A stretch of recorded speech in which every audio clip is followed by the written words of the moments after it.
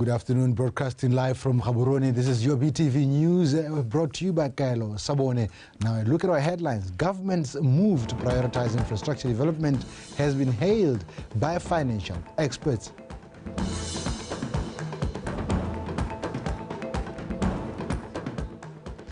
And just about 730,000 Botswana registered to vote for the 2024 elections.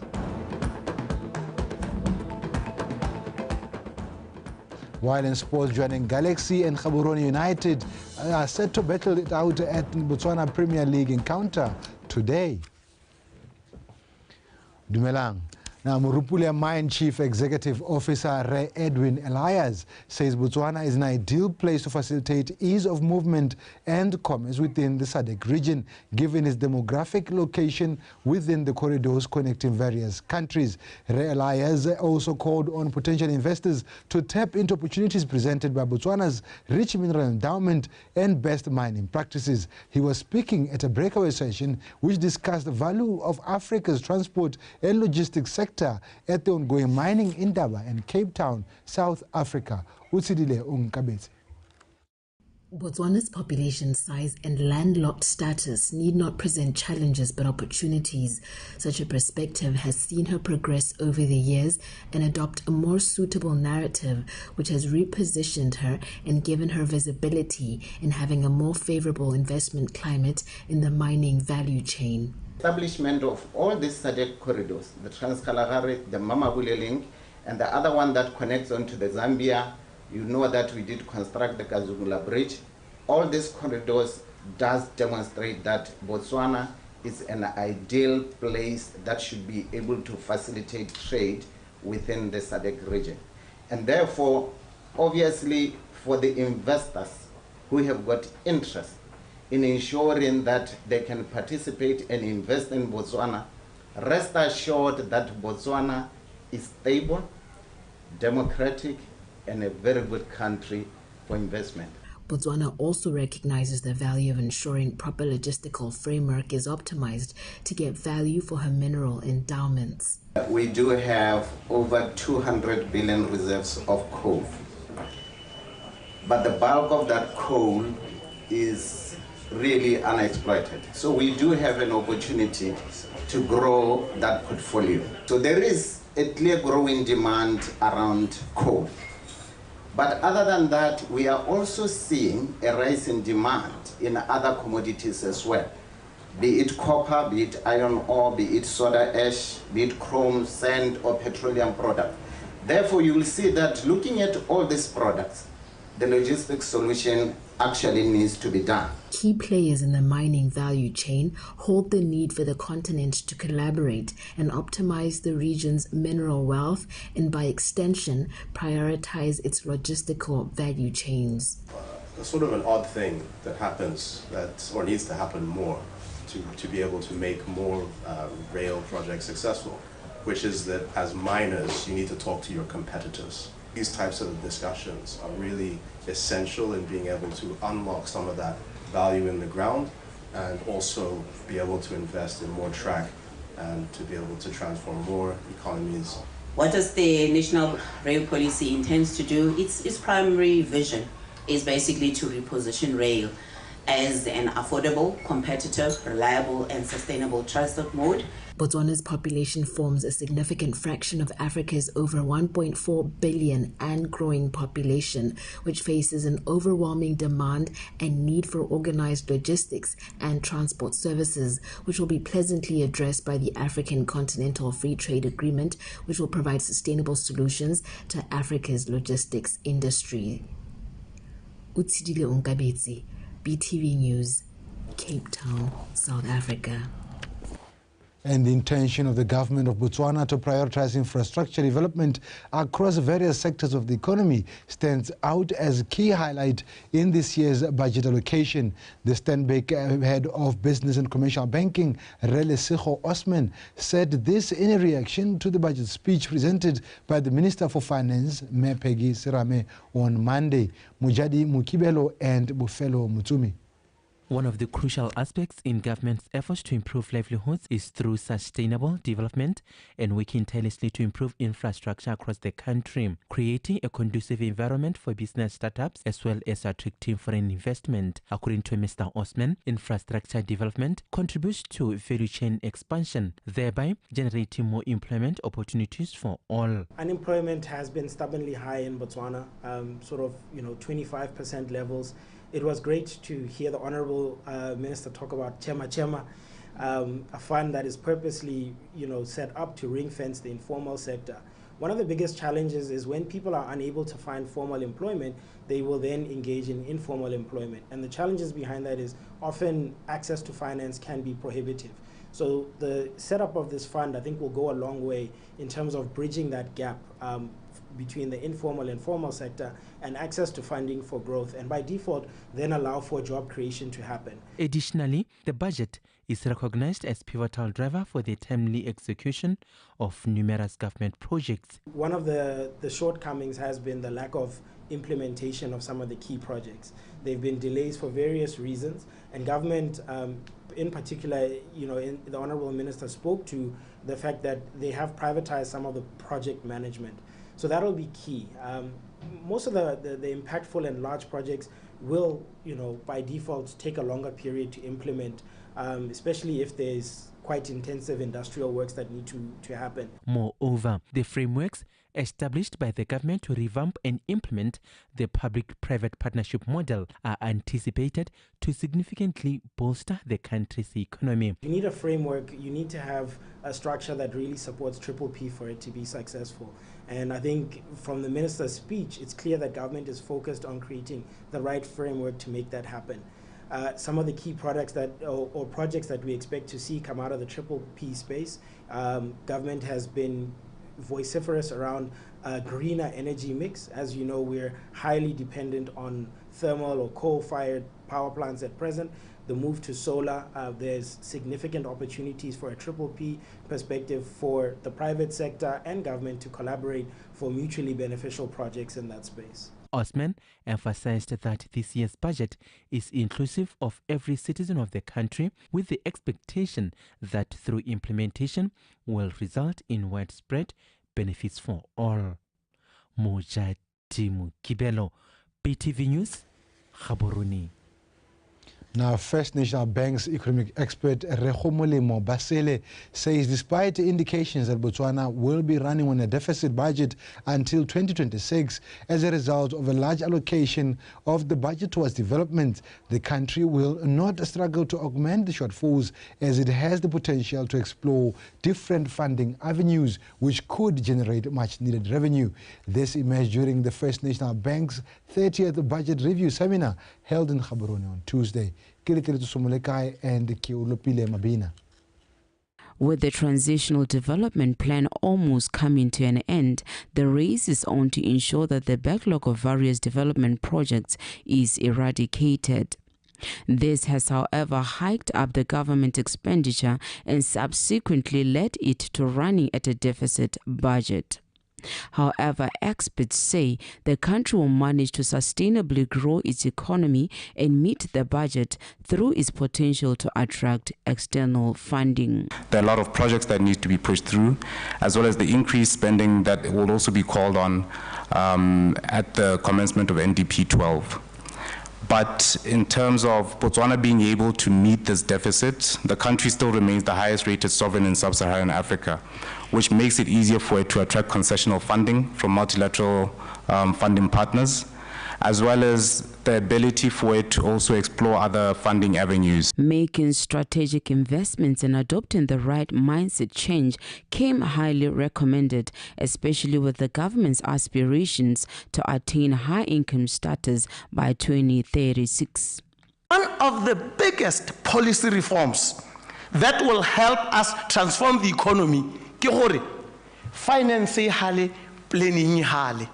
The minister in her speech could talk about strategic investments, HB Antwerp, CTL America, and right now discussions are going on with partners at Botswana Vaccine Institute, gore Botswana a simolole go own some of the animal vaccines IP and patents. The agricultural sector, with the lion's share of 2.1 billion to help diversify the economy, has the mammoth task removing barriers and establishing effective agricultural value chains. The value chain needs to be created to ensure that the whole value chain and supply systems actually is also met by very solid logistics or logistics planning.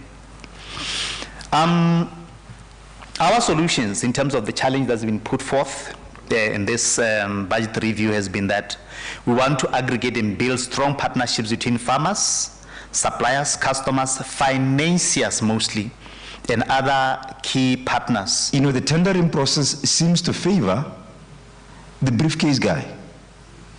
And then the briefcase guy, our research, the briefcase guy then wins the tender because he's ticked in all the boxes. And then he goes to Mr. Molo, who's then the manufacturer, and then buys from him.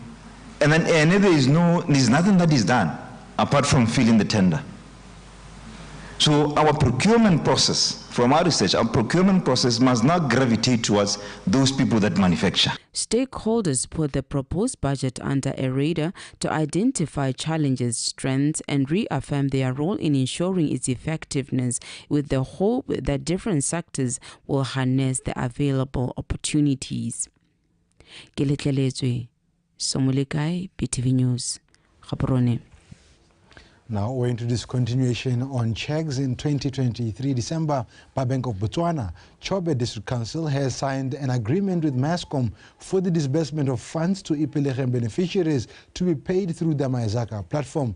The council chairperson, Re Chimni Mululwani, says that partnership with Mascom is going to simplify the disbursement of funds to Ipelegen beneficiaries, and that is testament to government's efforts in striving towards digitalization and use of technology.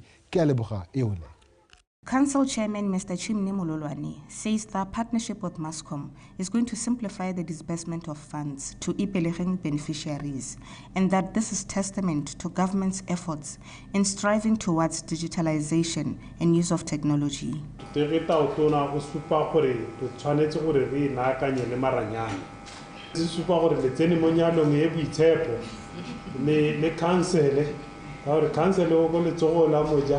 Masco Mogole Tola Lamolema, and Yalo Egidumela Hore, Kinyalo Eta Sohadua, Ibile, Are Tayata, Kadiata, so paid. Kavore, Yano le Tohadite, say Lokore, Renale, and Renale challenge le Sone. Mascom says over and above Ipelegen beneficiaries, they can still assist the council to receive payments on their behalf for other services through the Maizaka platform. Tota leto le re tsereng lona ke gone gore re dire gore dituelo di kgone gore di nne motho mo ba bereking ba Ipelegen. Mme ba gaetso le skala tsa gore re heletse ho ka ra hella ho gona le a lot of other ways tse le gore rona le lona re kgona gore re tshwaraganye go tloga tsa dituelo tsa batho le ha ba tla ba duela ditamelo tsa mo di-counseling. So re register re ta be re bulela motho ena account ya Maizaka e leng gore mo go yone ke yone e leng gore ta be re ha madi a go a tsana kgwedi hela a ba reporta mo founung ya go ya Mascom. Go sa hele ho re wa re dira le yone karata ya rona ya visa e re bitsa re Maizaka visa card gore Council says this partnership is also going to benefit vendors who offer Maizaka services.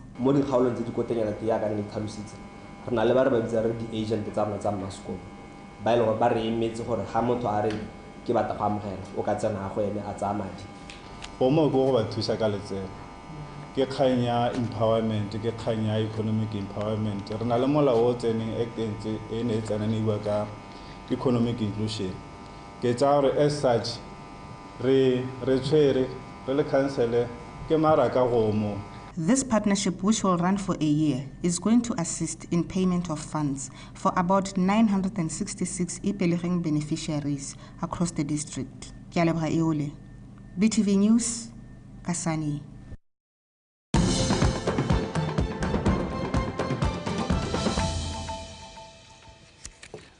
Now you're watching BTV News, and thank you for staying with us. Now, the Independent Electoral Commission, IEC Secretary Ray Jefferson Siamisang says voter registration exercise report will be discussed by the Commission, which will take a decision whether to call for supplementary registration to allow individuals who have missed the initial registration period to register and exercise their right to vote. He says so far, over 730,000 Botswana registered to vote. Resia Misang said this during a studio interview with BTV News this morning. Ke baakanya report ke moka ke heditse ke tabo ke a go e ba pele my principals ona maloko a the Independent Electoral Commission gore ba te ba decide gore ha le gore nna le supplementary registration e tana leng le gona jang na go e kae re ke so santa se le gore ke a go se dira ke tswa sa bobedi ka mola o ntseng ka teng khaisedi according to the Electoral Act ja ka re heditse ikwadisetso dithopo yana re tshwanetse gore as soon as practicable mona go e sa hediseng pelo ke tshwanetse gore ke ntshe a role a result from the general voters registration exercise. Now, the Assistant Minister of Trade and Industry, Mayor Beauty Manake, has implored the Tuli Block vegetable farmers to advocate and actively participate in developing local standards of good agricultural practices aligned with the international ones. Manake made these remarks during a visit to Lucerne Fields, one of the largest producers of carrots and beetroots in the country. Karabo Mulusi. Lucerne Fields boasts over 200 hectares of land, over 200 employees work in the fields to produce 8,000 tons of vegetables supplied to the local market annually. The enterprise has shifted to smart organic farming methods in a pioneering move to adopt good agricultural practices. After harvesting any type of vegetable, then we plant a cover crop, which is quite a few different species of grasses and legumes that we're planting all together. And then once they're about shoulder height, we put the cattle in there and we try to graze off about 2/3 of the crop. And then the last third we work into the soil as a green manure. We have adopted quite a lot of organic principles on the farm. We use organic fertilizer from OFMB and Gaborone, so it's locally produced. And we've changed a lot of our hard chemicals to more softer approaches and more environmentally friendly products, so that at the end of the day, the product that we deliver to our clients is really, of good quality, doesn't have any chemical residues. I think if there's standards that a farmer can work towards too, you know what is the gap and what you need to do to improve. Sustainable farming. It's a very good one. Gore le tsone di tshwanetse di dirisiwe sente re reduce ka gore go nna le di residue tse eleng gore gongwe ha ba batisisi ba ntse ba bua di kgona gore di go affect wena o le motho yo di jang kana sepehela se eleng gore ha se tswa ha sa go dija. The venture has been recognized as a step ahead as the country readies for gazetting of the local good agricultural practices standards aligned to the international instrument. Ke gore sepe se eleng gore se ke di tswa temong se sale di tsamaiso tse di netehatsang gore moreki go pheleletsong o ja tse eleng gore di sireletsegile mme kana ga re bua ka tshireletsego re simolola re bua ka one mmu re simolola re bua ka peo go botlhokwa gore peo re be re itse gore e tswa kae ke a boleng jo bontseng jang re bua ka itshireletso ya babereki a gona le matwana a boiteketso a gona le di records a gona le ko eleng gore dilo tse di storiwa teng. Once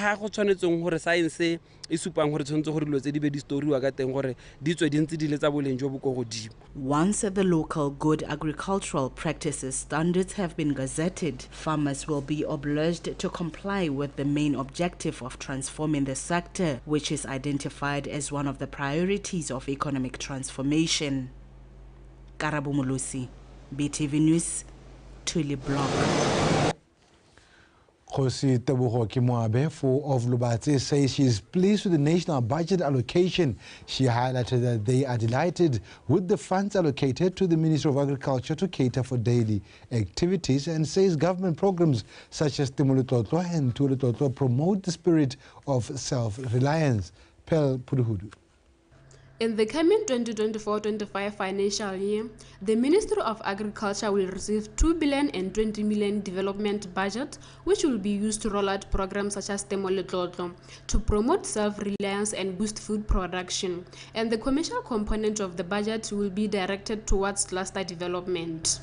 Re dumela sentle gore ha re setse mananeo morago re lema re neela dikolo re itlhatlosa jaaka re ntse re rotloediwa gore re le balemi ba ba botlana kana re balemi ba temo e kae re ka isa go dikweleng go bona itshetso e le ka re ka itshelang ka teng re ithola ebile re nyeletsa lehuma le re le bonang le ne la re wela bogolo jang ka dingwaga tsa COVID ka gore lobatse go tshelwa ka go rekisa re sale re itsheka jaaka presentation e hitile re itsheka re ipone gore re bona la ha kae re bona re ka dira eng go hetola matshelo a rona go ya pele ka gore yo ko tshobega ka tshwana le yo ko lobatse go tanna le gore go nne le lekgotla legolo ko le letabo gongwe gorumente ana le seabe mo go lone mo go tsa kgwebo rona re le mo lobatse re itumelela mahoko a ntseng jalo ka mabaka a gore lobatse re a bona go tswa mo dingwageng tse di ko morago kwa re ntse re tsoga mme go le dingalonyana mme ga go ka nna le dithulaganyo tse dingwe tse di ntseng jalo re le bagwebe ba lobatse gongwe re ka nna le gone gore re anye sengwe mo teng. Furthermore, residents shared that the proposal to allocate the Ministry of Education an amount of 15 billion bulan for the recurrent budget is a step in the right direction, as this will help in improving the students' academic results in Lobatse. Ke dumela gore tsa di supileng di tla tsisa tokatso thata mo batshelong ba batho ba Lobatse, especially education sector ka re boneng ka teng gore ba segetse sekgethunyana se leng gore sa go tokahatsa dikago le go tokahatsa le tsone supply ya dibuka mo baneng ba dikwele. Ke dumela gore go mo go tlo go tokahatsa maduo a bana ba rona ka over the years antsa kila wala ko tlase mme gona nyana go a supa gore there's a significant change mo maduong a rona a bana ba sekwele. The 2024-25 budget proposal shows an improvement in economic growth despite the country still recovering from COVID-19 pandemic. Pel Puduhudu, PTV News, Lobatse. And that's how we end our bulletin at this hour. Thank you very much for watching. Now, Tebogo Sebetlela is standing by to give you sports news.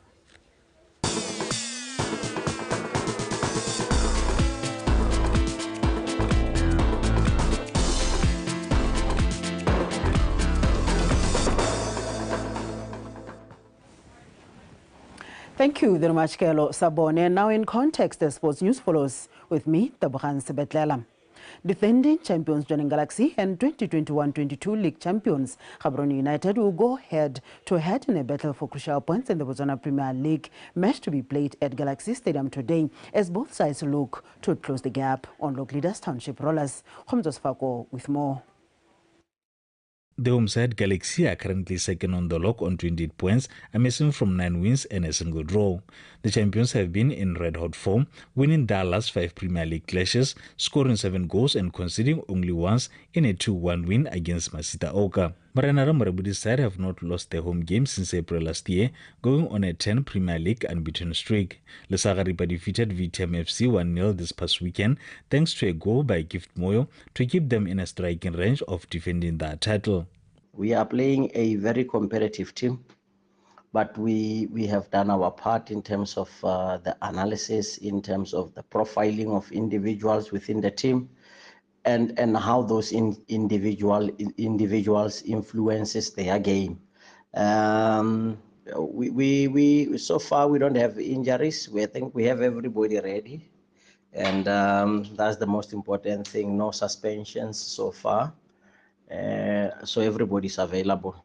But being a very, very physical and tactically taxing match, we have 3 games in hand, but the 3 games in hand, it's not 9 points. It's just matches that you have.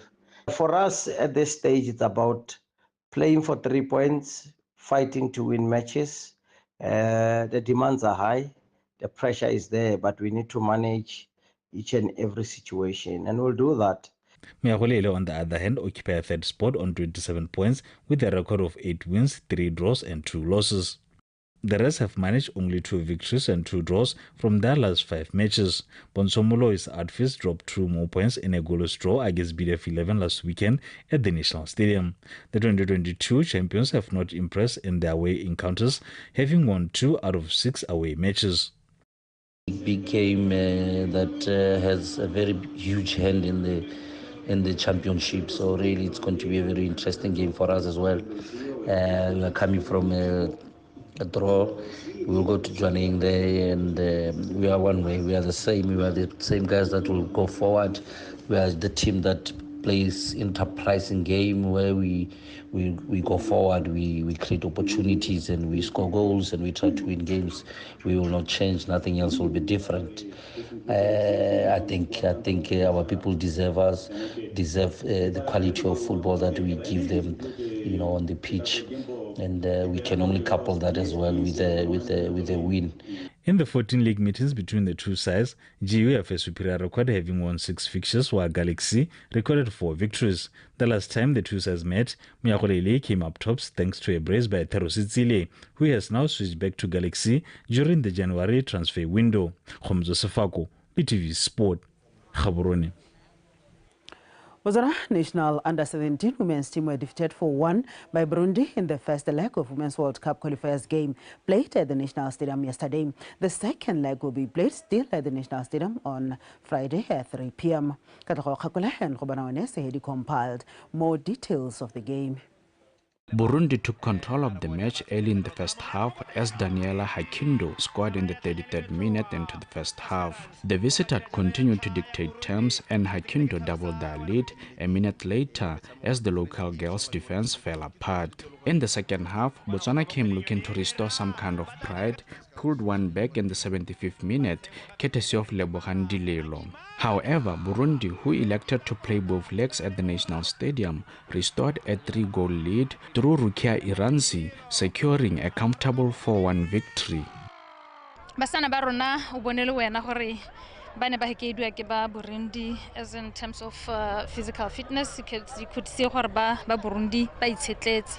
So se steng hela ke gore re tshwantse gore go berekela mo dionyane tse dintsi ne ba sa kgone gore ha gore re passela ha gare ba sa kgone gore ba re letlelle re tshware boloko pele but bone ne re ha ba e tshwarahela ba kopaleng ya rena bo ba kgona go nosa dinno.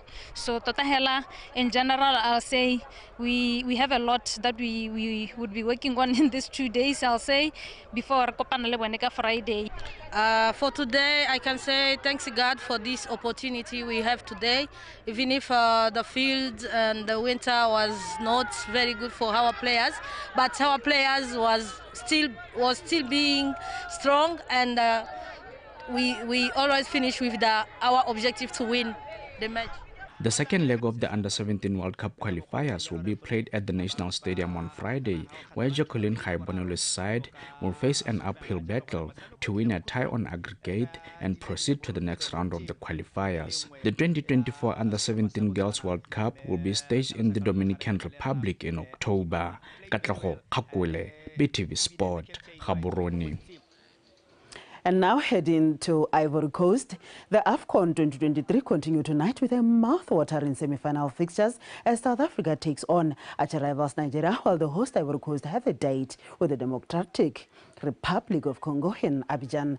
Bafana booked a spot in the semis after defeating Cape Verde 2-1 via penalty kick shootout in a highly competitive match last week where Bafana goalkeeper Ron Williams saved 4 spot kicks. Bafana coach Hugo Bros will be hoping for the the same type of luck against the Super Eagles this evening. Nigeria knocked out Angola by 1-0 in the quarterfinals thanks to a goal from Ademola Lookman. The last time Nigeria met South Africa in the Africa Cup of Nations tournament, the Super Eagles won by 2-1 in the 2019 in Cairo, Egypt. At 10 p.m., host Ivory Coast, who knocked out Mali in a dramatic 2-1 victory on Saturday, take on DR Congo at Stade Olympique Alassane Ouattara in Abidjan. Darcy went past Guinea by 3-1 last Friday. From our sports desk, that was all we had for you this hour. Until we meet again later in the day with our Stone Bulletin. For now, thank you for staying with us and good afternoon.